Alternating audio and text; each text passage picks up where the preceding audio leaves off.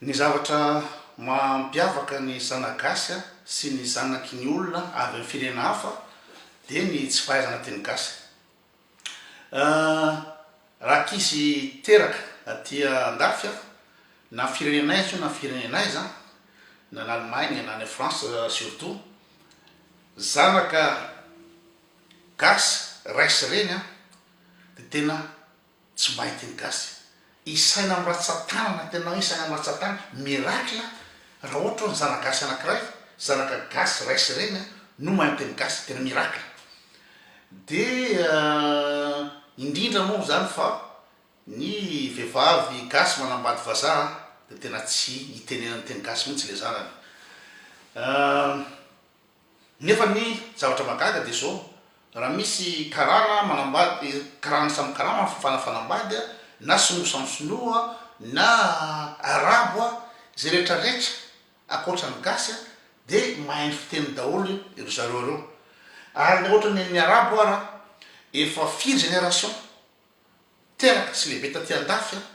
3e génération 4e génération ny ankizy mbola mahay miteny arabo.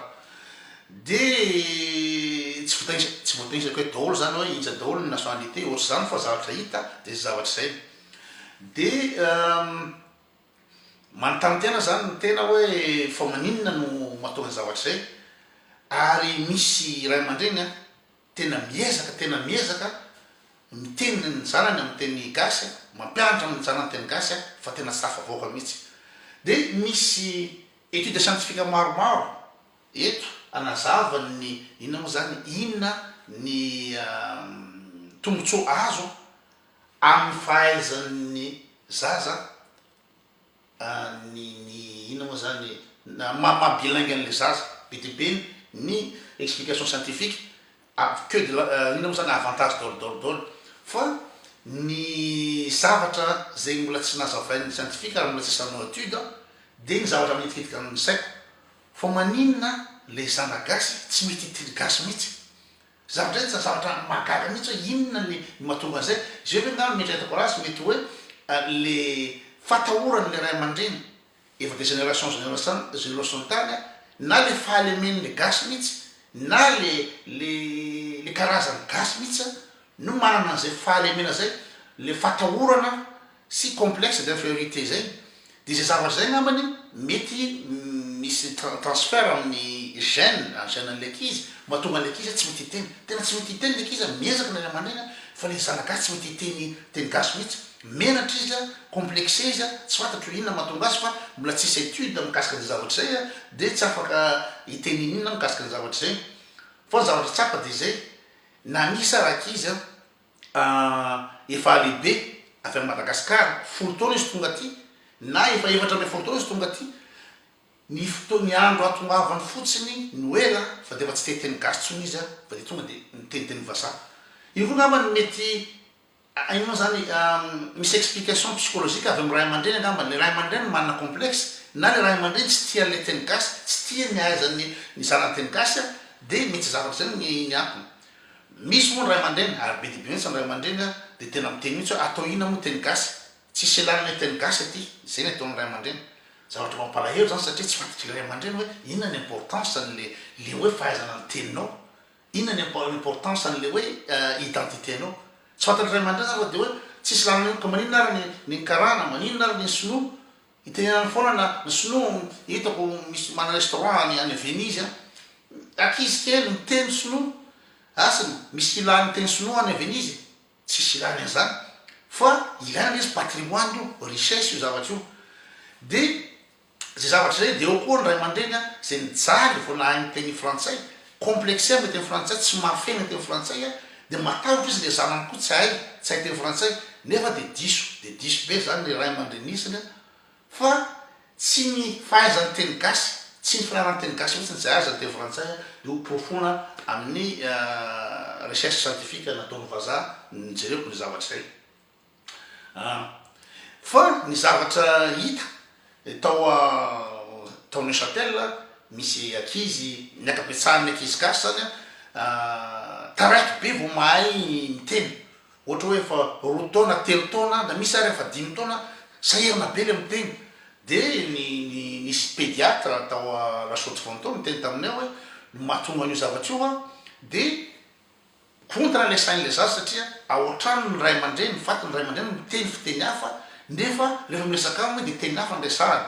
zay zavatra zay de miteraka fahatarana eo amin'ny sain'le zaza contre ny saina tsy hainy zavatra tena nisy zany zavatra tena hitako satria namanay no mananjana ka efatra taona angamba tsy mahay miteny mihitsy satria omny raha ohatra ka hafa ny fitena ao an-trano nefa hafa ny resahanao aminy de very le zaza fa au contraire ny fitenanao an'le teninao aminy no mampiratra ny sainy de be de be ny fanazavana ara-siantifika ho asehoko anareo ny taona tsara indrindra ahafahan'ny ankizy mianatra langy na hianatra teny vahiny izy na hianatra ny teny ny ray aman-dreniny dia latsaky ny enina taona satria alohan'ny ino zany anatin'ny zay fotoana zay izy de fianarana langy de intuitif de am'izay koa mora aminy koa no mamerina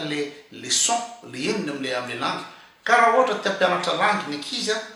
de ampianaro miteny gasy izy de ampianaro miteny vahiny alohan'ny fahenina taonany de zavatra tena goavana am'le izy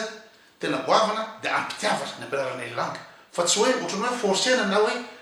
tereny zava-misy fotsiny de ampianarana le teny gasy le ankizy fa ampitiavana atao zay itiavana izy fa raha voanao ray aman-dreny tsy manana zay favonona zay de tsy be de be ny reportage raha ohatra mitapela reo amin'ny YouTube na Google fotsiny hoe misy avantage fe ny fahaizana ny être bilingue na ny fahaizana teny isan-karazany de feno zao ary tsy vita ho hazavaina fa misy vidéo anakiro fotsiny no asehoko anareo atao amin'ny YouTube de ity anankiray ty hoe être bilingue, quels sont les bienfaits de la santé et le cerveau manazava izy ato ny resaka ino moa zany ny avantage ny santé de amin'ity vidéo anankiray ty ny zavatra hita ao de zao resaka fahasalamana de tena manampy mihitsy resaka fahasalamana ny bilinguisme zany mahay miteny gasy ara-dalàna sy mahay miteny vazaha ara-dalàna mahay miteny sy manoratra ary mahazo tsara ny teny anankiray sy ny teny faharoa de efa nampitahay ny ina moa zany efa nampitahay ny manam-pahaizana ny olona miteny langy anankiray fotsiny sy ny olona miteny langy anankiroa na mihoatran'izay de misy amin'ny resaka amin'ny atotory zany le retard mental matetika tsy de misy am'le zaza mahay miteny ina moa zany fiteny anankiroa satria le fananany ina moa zany le vocabulaire maro be miteny gasy zany izy ohatra de be de be ny teny mot ao anatin'ny cerveau de le teny vazaha de be de be koa le mot zay le fananany zay no mampitombo ny intelligence an'izy mampitombo ny amin'ny resaka cognitif le fandehan'izy misy an'izay antsoina hoe code switching zany na amin'ny teny frantsay hoe alternance cognitif le hoe avy miteny gasy ianao de tampotampo anao de miteny vazaha le fahaizana mamadibadiky ny zavatra de gymnastique ho an'ny atodohan'le zaza zay ary gymnastique zay mahatonga le zaza ina moa zany intelligent be mahatonga le zaza manana capacité hafa mihoatra n'le ankizy tsy mahay miteny langue anankiroa ny ina moa zany ny voaporofo amin'ny scientifique fa ny zaza mahay ny bilingue dia créatif kokoa raha ohatra misy fanontaniana mipetraka eo de samby zaza ty rehetra misy zaza bilingue de rehetra misy zaza tsy mahay afa-tsy teny anankiray de hafa mihitsy ny famaliny le zaza le bilingue an'le satria zareo manana système hafa tsy voazava scientifiquement ny tsy fantatry reo ny antony fa hafa mihitsy le zaza le bilingue en plus n'zany raha ohatra resaka projet o zany misy projet atao de le zaza bilingue manana avantage lavitra be amin'ny projet satria se fixé amin'ny projet ary misy manana flexibilité tsy reo ty le vidéo anankiray ty de hitanareo zay fanasivako zay fa lava be raha ho azavaiko be de be ny avantage ny ankizy bilingue amin'ty fanazavana anankiray ty de fa tsy vitako azavany eto daholo satria lasa tsy manana méga fa jerenareo koa ty hoe en quoi maîtriser plusieurs langues est-il un avantage par Ranka Bidzels ny antony zavatra azavainy tena matotra eo any koa maîtriser plusieurs langues tena avantage azavainao hoe inona no avantage ny hoe patrimoine anao io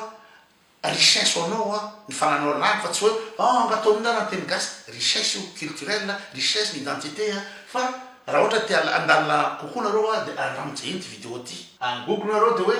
l'expatriation rend-elle plus intelligent zay mifantanina amty google aty de azo rejehina koa io de tena nazavainy ato fa le expatriation zany ohatra nzay tsy ho fantatry ohatra hoe avy any Madagasikara makany amin'ny firenena hafa le akizy fa tena misy avantage be le fahaizany le teniny sy ny teny hafa. Des études physiologiques ont montré que parler deux langues ou plusieurs langues est un grand atout pour le processus de cognitif zany amin'ny cerveau, en fonctionnement du cerveau. Immersion en expatriation et est un atout avantage ny fahaizanao ny inao zany teny rasanao sy ny fahaizanao teny vahiny. De raha jery atonareo de hoe le cerveau d'une personne bilingue ou polyglotte ny teny langue isan-karazany fonctionne de façon différente par rapport à celui d'une personne monolingue, zany hoe miteny langue anankiray. Cela leur donne plusieurs avantages cognitifs. De be ny avantage cognitif amin'ny cerveau zany ny fahaizana miteny inona zany bilingue teny anankiroa sy fiteny maromaro isan-karazany. De azavainy eto le izy fa tsika tsy hiditra en détail amin'ny zavatra zay fotsiny lavatra izao ray aman-dreny a ny ahaizany zanakareo a ny teninareo satria eo be de be ny avantage nazavaiko to ny ray de faharoa marika an'izany a tenindrazana io ka ohatra hoe itsika gasy zany hiala-pady daholo tsisy teniny inao zany tsy tia tenitenitsika de ahoana moa zany ny hafaran'le malagasy sy hafaran'le Madagasikara satria fandosirana fatahorana famenarana ny fitenenana teny gasy ny tsy tenana azy fa raha ohatra anazary hoe ka sao de tsy mahay teny frantsay de diso be zany scientifiquement diso be hoe sao de ataonao sao de tsy hay teny frantsay na tsy hay teny hafa le akizy de dolirina amin'ny teny hafa fa eo le complexe de eo koa le manque d'intérêt zany hoe ohatrany mitany ray aman-dreny fa tsy important le izy fa be de be ny avantage amin'io ary hafa mihitsy raha jerinareo amin'ny zazao fotsiny mahay ny teny gasy ara-dalàna mahay ny teny frantsay ara-dalàna mahay ny teny anglisy ara-dalàna mahay ny teny allemand ara-dalàna mahay ny teny coréen ara-dalàna ampy zany